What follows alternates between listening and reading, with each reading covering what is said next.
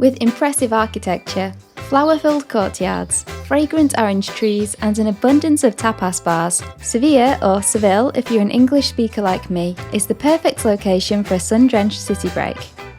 Based on our own trip to southern Spain, we've created this 3-day suggested itinerary covering some of the best things to see and do on your trip to Seville.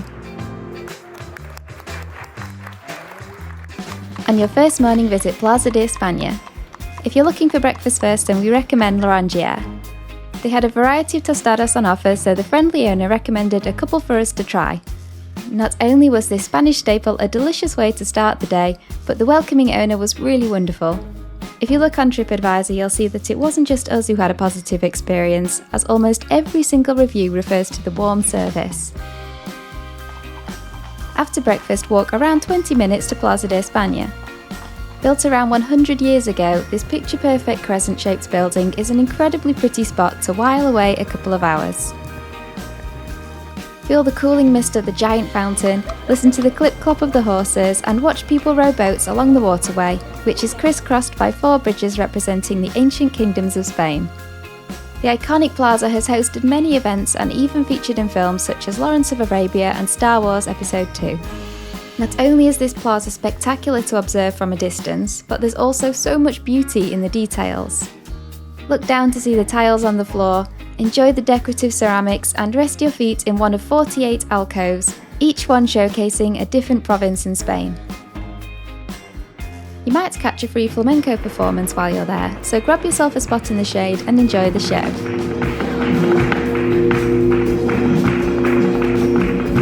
After exploring the grand verandas, walk the upper floor to take in the views of the buzzing plaza and all the activity that's going on below. Opposite the square is Park de Maria Luisa, the most famous park in Seville. With the tree-lined pathways, the water features, the colourful flowers and the wildlife, this has to be one of the most beautiful parks I have been lucky enough to have visited.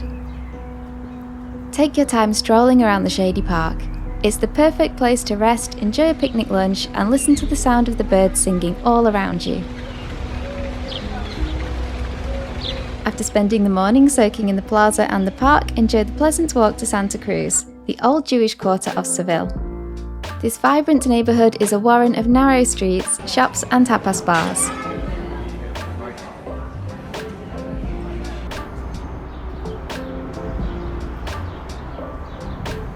While you wander this colourful maze, look out for the Callejón de Agua, which translates to Water Alley.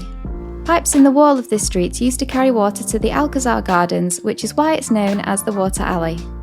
At the end of the street is Plaza Alfaro. You might see people taking photos of this rather dreamy looking balcony, which is believed to have inspired the Barber of Seville. I'll admit, I know pretty much nothing about opera, but it's still worth stopping to admire Rosina's balcony. Around mid-afternoon, visit the Royal Alcazar, a UNESCO World Heritage Site that is a must-do on your visit to Seville. The Alcazar is incredibly popular, so book your ticket online in advance to avoid the long queue. For over 1,000 years, this site has been a royal residence and is still used by the Spanish royal family today, making it the oldest active royal palace in Europe. In this grand complex of palaces, courtyards and lush gardens, there is a merging of Mudéjar, Islamic, Gothic and Renaissance styles, influenced by the different rulers over the centuries. More recently, the Alcazar was understandably used as the stunning water gardens of Dorne in Game of Thrones. While you explore, notice the exquisite detail all around you, including on the floors and the ceilings. Take your time strolling the extensive gardens filled with geometric pruned hedges, colourful flowers, lush greenery and ornate tiles. Linger around the peaceful ponds and listen to the gentle sound of trickling water. The gardens are patrolled by royal peacocks. You might hear them before you see them. While we tried to not go too close to the peacocks to avoid disturbing them, this guy did not really give us a choice. You're being followed. Before visiting, I'd read to give ourselves around 1 to 2 hours at the Alcazar, however we were easily there for at least 3. I would therefore suggest allocating around 3 hours to your visit, especially if you opt for the additional ticketed option to visit the upper royal rooms. By now you're probably ready for a rest, whether that be relaxing in the gorgeous Murillo Gardens behind the Royal Alcazar, popping back to your accommodation to freshen up, or sitting at a bar with an ice-cold drink.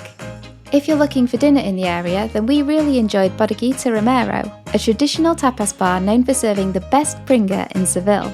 This is a small sandwich filled with stewed pork, chorizo and blood sausage. We also enjoyed stewed beef cheek and the spinach and chickpea dish, which ended up being a firm favourite of ours that we ordered over and over at tapas bars throughout our trip.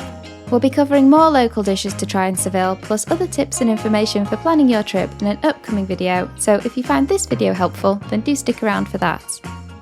If you find you're covering our itinerary at a quicker pace, or you simply want to switch something that we suggested out for a different activity, then I will mention a couple of additional options at the end of each day that you could look into further. On day 1, you could visit Hospital Los Venerables in Santa Cruz. Formerly a hospital, today it houses a collection of masterpieces from the Spanish Golden Age. A second option is back in Maria Luisa Park, where you could visit the Museum of Popular Arts and Traditions, dedicated to the ethnological heritage of Andalusia. Let's kick off day 2 by exploring the laid-back Triana district. The birthplace of famous flamenco artists, bullfighters and potters, this charismatic neighbourhood feels worlds away from the tourist hub of Seville centre. Start by crossing Triana Bridge that connects the centre of Seville with Triana. This is currently the oldest iron bridge in Spain. After crossing the bridge, drop down into Triana Market. We would advise starting your day here, as even though on Google the market shows as being open until 5 p.m, when we arrived after 12 p.m, several stalls had already closed down. The local food market is packed with vendors selling fresh fruit and vegetables, meat and fish, with some restaurants available if you want to try the food. We were really happy to find a stall selling fresh mango juice, perfect on a hot day. Walk about 2 minutes from Triana Market to the Ceramics Museum. Set in a restored ceramics factory, here you can learn about the history of Triana's tile production. I particularly enjoyed looking at these unique ceramic advertising signs. This is a fairly small museum, so you'll probably only spend about an hour here. Entry is included with your Royal Alcazar ticket, and it's still valid the next day, so make sure you bring it with you. Close by is St George's Castle, which is also included in your ticket, however it was closed during our visit. You can still walk down the Alley of Inquisition, formerly a part of St George's Castle where prisoners used to be taken to be judged by the Court of Inquisition. Follow the river and cross back over the next bridge to see Torre del Oro. This military observation tower offers lovely views down the river, and there's even a small naval museum inside. From Torre del Oro, have a pleasant stroll along the river back up towards Triana Bridge. From this side of the river you'll have great views of Calle Betis, a street made famous for its picturesque, colourful facades and lively bars and restaurants. It's a lovely place to stop and relax with a drink and views over the river if you do get the chance. If you're looking for food while exploring Triana, while Calle Betis is a popular option, our favourite meal of the trip was Bar Triana, a small friendly tapas bar offering excellent food for great value. The chicken with whiskey sauce that our server recommended was so good. We enjoyed it that much that we actually returned here for our final night. Once you've had a leisurely lunch and rested your feet, meander through the beautiful streets to the 15th century Palacio de las Duenas. This palace is a mixture of Gothic and Mudéjar style and was a much-loved home of one of Spain's most famous aristocrats, Duchess de Alba. As you enter, you'll be greeted with lush gardens and the jaw-dropping palace facade. While it is interesting to walk around the palace rooms filled with various paintings and tapestries and memorabilia, for us it had to be the gardens that were the highlights. Stroll past citrus trees, flowers, water features and this absolute whopper of a tree. Just take a seat and enjoy the tranquility. Included in the cost of your ticket is an audio guide that you can access using your phone, so you might find it helpful to take headphones with you. After spending around 2 hours at the palace, walk just 5 minutes to the Antiquarium, an archaeological museum that sits below the Metropole Parasol, more commonly known as Les Atas, which we'll come back to shortly. Like the Ceramic Museum and St George's Castle, the Antiquarium is also included with your Royal Alcazar ticket. This small museum showcases the Roman and Moorish ruins that were unearthed when the Metropole Parasol was constructed. Raised walkways and glass flooring allow you to get a good view over the remains. Here you'll see houses with columns, wells and intricate mosaics. You will probably need around 45 minutes for your visit. At this point, you could either head straight up Las Setas or stop for a food and drink break first. If you are looking for food and drink in the area, then we would recommend La Sede. The small tapas bar is run by three brothers who serve up a mouth-watering tuna tartare and a bed of guacamole. Shaped like interconnecting mushrooms, Las Setas claims to be the largest wooden structure in the world and offers some great views over the rooftops of Seville. If you visit once the sun has gone down, then the wooden walkways are transformed with an ambient sound and light show. It does cost a little more to visit at night than during the day, so if you're really not bothered about the light show, then you could go earlier and save a bit of money. We managed to accidentally time our visit to catch both sunset and the light show, which was pretty awesome, but I'll cover attraction ticket options in more detail in our upcoming planning and tips video. Once back at ground level, if you're looking for somewhere for drinks and perhaps something else to eat, then in under 10 minutes you could be at Alameda de Hercules.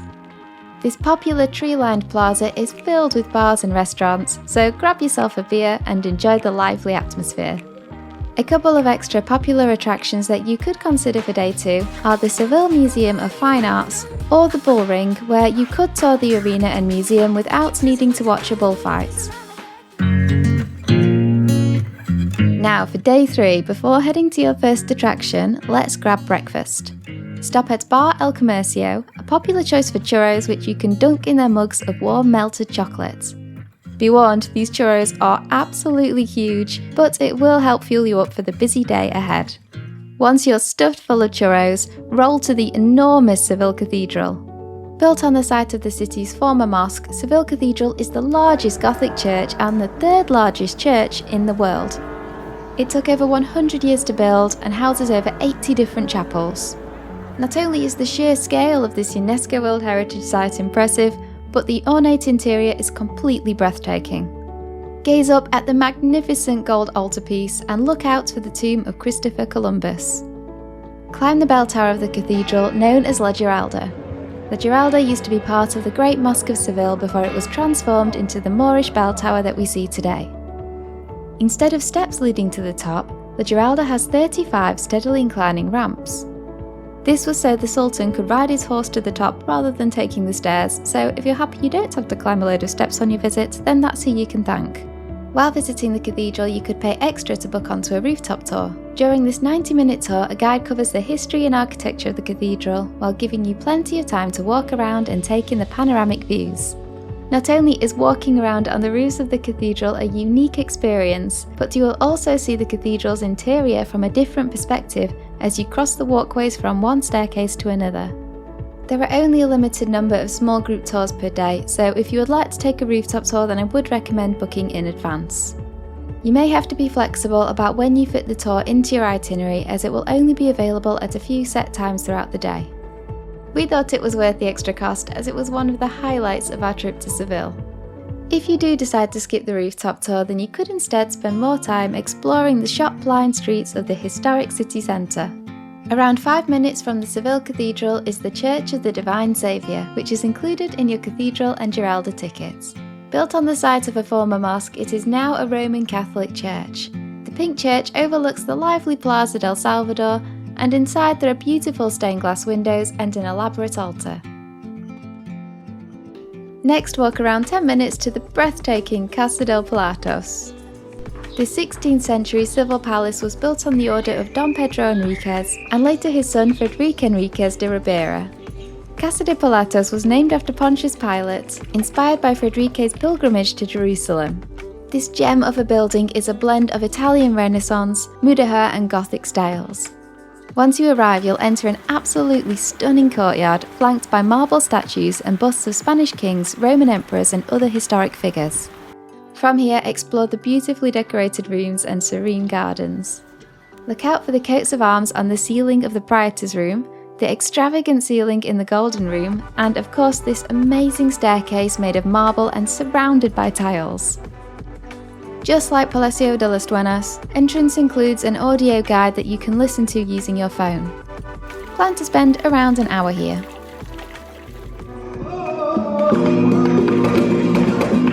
If you enjoyed your taster at Plaza de España, then we would recommend ending your night with a flamenco show. You are in the birthplace of flamenco after all. We went to see a show at La Casa del Flamenco in the Santa Cruz neighbourhood. Set in an intimate courtyard, no microphones or amps were used, so the sound was raw and natural. We were blown away by the talent of the artists, and I found myself completely drawn in by the performance. Alternative options for day 3 could include the Flamenco Museum or the Archive of the Indies, where the records of Spain's colonial history are held. If you're spending longer in Seville and are up for venturing just outside of the city, then the Roman ruins of Italica are well worth the half-day visit. Walking through the excavated remains of the old Roman city is fascinating, but the highlight has to be the 25,000-seat amphitheatre. In imperial times, shows held here would last for several days. In the mornings there would be animal fights, where prisoners sentenced to death would be pitted against wild, hungry animals. In the afternoons, following an intermission of executions and burlesque shows, would be the brutal gladiator fights. This amphitheatre was also another Game of Thrones filming location. It was transformed into the Dragon Pit in King's Landing, where the dragons of House Targaryen were held. If you do decide to visit Italica, it's an easy bus ride from the Plaza de Armas bus station in Seville, and there's no need to book a ticket in advance. If you enjoyed this video and want more information for your trip to Seville, then I'll link our planning video here once it's ready. We also have a video coming up from the beautiful city of Cordoba, which you might be interested in if you're looking for day trips from Seville or for more destinations to add to your Andalusia itinerary. Thanks for watching, I hope this video was helpful.